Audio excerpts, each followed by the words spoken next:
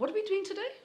Planting up some vegetable seedlings. Okay. And showing off the seeds. Okay, because Yeah. you've got great seeds. Thank you. She's also got great legs, by the way. Sorry, hi. We're back. This is our next episode on how to plant up things for wintertime here in South Africa. I am Melanie, and this is my lovely assistant, Linda. No, she's not my assistant. I'm just joking. She has her own. She does the stuff that I don't do. Okay, I play with pretties. She plays with stuff that feeds you. Yes. So, what are you planting up today? So actually what I'm going to do, I'm going to use these fantastic Hidaka products, the Pocon range, because I remember when you used these planting up your bulbs, Mel, I'm going to just do the exact same thing. Yeah. Because these are fantastic. I mean, they hold moisture. What did you say? They hold moisture. Yeah. They're good for aeration. They're great for drainage. So I'm going to do that. Yes. And because we're sitting in, where are we now? Nearly April. Yeah. It's a good time to actually start. Autumn. Yes. They call it autumn. Yes. Or fall in America.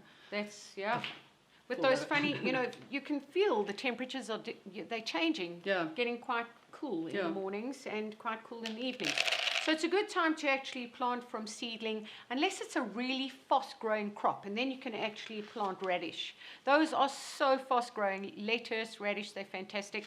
And these Frankie Cementi radish, I mean, look at these colors. 4 colors. Yeah. Aren't they beautiful? Amazing. Interestingly, radish is the same family as cabbage, kale, cauliflower, So etc. all cruciferous vegetables. Absolutely, which are the best for your health, really, they Yeah. are.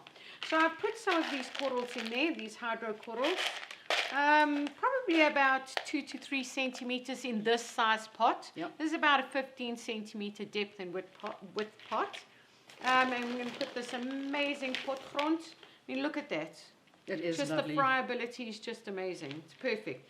And I know you mentioned that you can use this. There's enough food in here to actually grow bulbs. And I'm sure it would do the same thing for your veggies. to germinate or to grow the seedling when it's little. I'd add some Pocon vegetable garden fertilizer as well, just a little bit, but I do that only when the seedling's bigger. That's interesting because I know that vegetables are very heavy feeders, okay? Yes, And yes. you need to keep feeding them. But we've got this, which is a flower bulb food, so that probably wouldn't be very good for fertilizing your veggies. Yes, Because no, this has too got high. like a lot of potassium in it, which Yes. makes flowers. Yes, too So high. it might just And be very too high high. in nitrogen. Yeah. It's very high in nitrogen. So that's why I'd go with the, the Pocon vegetable garden fertilizer, Yeah. because that's been engineered and it's organic. So what I'm going to do is I'm going to plant a seedling. This is pak choi. You know what? I'm just going to move this out the way. Let me put that over here.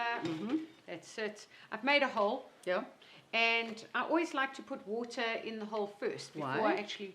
Well, the good thing is when you put water in the hole first, you want the water to touch the roots immediately so that you can prevent transplant shock. Okay. And the plant literally will stay upright. If you put water in the Okay. hole first, you let that water touch the seedling roots. That's really important. If you plant it in a pot, if you plant it in the ground, same thing. Cover it up.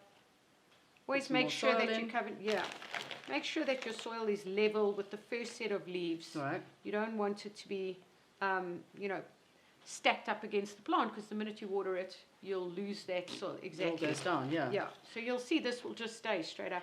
So now you're Fabulous. planting in a pot, and Yeah. you could probably go and put something decorative on there if you Yes. want, a little bit of, I don't know, something just to keep the moisture in, because Yes. of course transpiration is one of the biggest things. All the evaporation happens.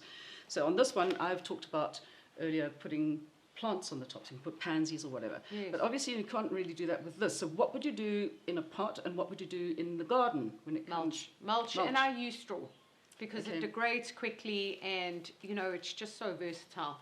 So I use straw, and I never have enough, dead leaves. You can use dead leaves or dead grass, but I never have enough when I do really large gardens for clients. I don't have enough of those kinds of things. So I have enough straw. I have access to straw, so I use that as a mulch. But if you don't have access to straw, you can always just a nice thick layer of compost. Well, you could do that, and as well you could grow a living compost, which is basically growing something like clover. You don't let it go to seed, but that's amazing because it's a legume and it feeds the soil at the same time. Fantastic. So Okay, so there we are. Now, if you want to put it on your windowsill, obviously you Yes. don't want it just looking like this and standing in the middle of nowhere with water dropping out the bottom. You can once again use a pot cover, Absolutely. which has no holes in it. And you don't let the roots actually lie in the water because you've got these hydrocorals in the bottom, Yeah. so it actually keeps the roots, And this is quite sitting dry. off the bottom as well. Yes, and this looks really pretty. I mean, this is really nice to have. Mm. You can even put it on a table somewhere. As long as it gets your 6 to 8 hours of sun a day, Absolutely. you're good to go. That's the most important thing. Yeah. Okay, so there we are. Now all we need to do basically is Water. feed and water. Oh, feed and water. Feed and Do water. you want the water? I don't know. Yeah, Well, I'll the let you water. do.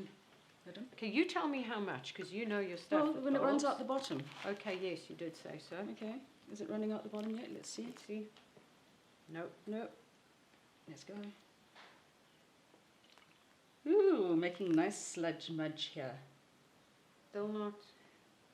You just want to, there we go. Oh, It's there running you go. through. Is that enough? So now you leave it. You know you've watered enough, and you want to have this in a drip tray, obviously.